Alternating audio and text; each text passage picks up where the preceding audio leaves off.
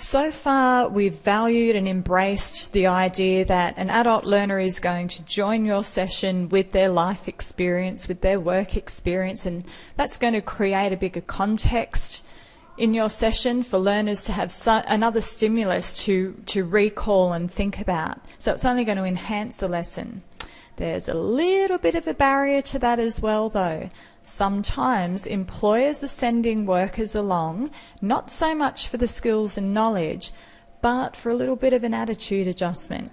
So you probably have been given a heads up from the employer as part of the purpose of the training program. However, if you haven't, you can start to sense this. Another situation that you have to look out for is not that someone's coming with a vendetta, but they just simply have a life experience that they've come with a presupposition about their knowledge base. And you're identifying that they're a little bit off track, and now the information they're sharing with your learners is getting everybody a little off track. So we have to redirect it and manage that. So the best way you do it, say we've got Jack here and he's on his soapbox and, you know, he's starting to affect everybody's attitude or getting them to question the wisdom in the advice that you're giving,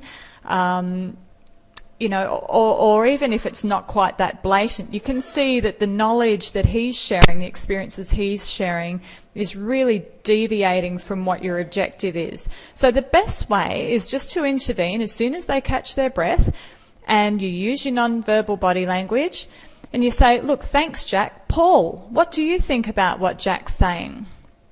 Okay, now you've kept it positive, your facial expression's positive, you've used your non-verbal body language to indicate over to Paul, and you've turned your attention to Paul. Now, if Jack's continuing to speak over the two of you, he's being belligerent, okay? He's not showing a great deal of emotional intelligence, which we expect at an adult level now.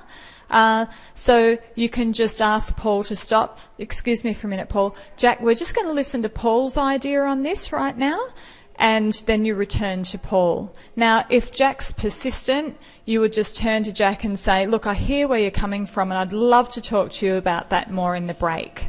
And then you allow Paul to have a word on it. Don't forget, you're redirecting Paul back to your objectives that you've left on the board, or you're giving Paul a little bit more guidance about what you want him to contribute. And that's where you can refer to Jack and say, now, Paul, you recall we were looking at these objectives. We've talked about this theory, blah, blah, blah. Now, it's interesting what Jack has posed here. What are you thinking about what I've mentioned and now what Jack's introducing as an idea? And, you know, you open it up to the group. So pretty quickly you're starting to learn who the leaders of your group are, who are the ones that are happy to speak out and have an opinion and have developed a pretty positive attitude to what you're talking about.